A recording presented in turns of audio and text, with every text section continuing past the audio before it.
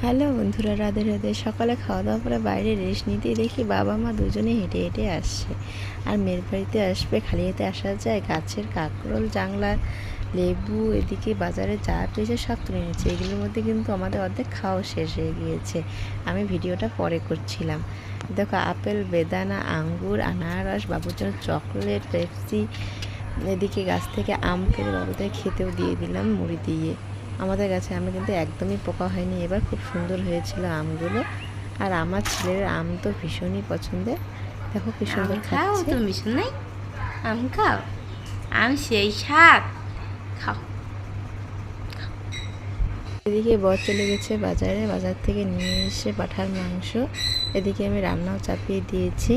এই যে পাঁঠার মাংস আলু দিয়ে লাল লাল করে ঝোল করেছি, আর কাঁকরোল ভাজা, পটল ভাজা, আর সকালের ছিল ডাল, পাঁপড় ভাজা। দেখো, এদিকে সাজিয়ে গুছিয়ে খেতেও দিয়ে দিয়েছি সমস্ত কিছু। আর খেয়ে দিয়ে বাবারা বাড়িও চলে গেছে। Thank you watching for video. Bye bye. দেখা হচ্ছে পরে একটা ভিডিওতে।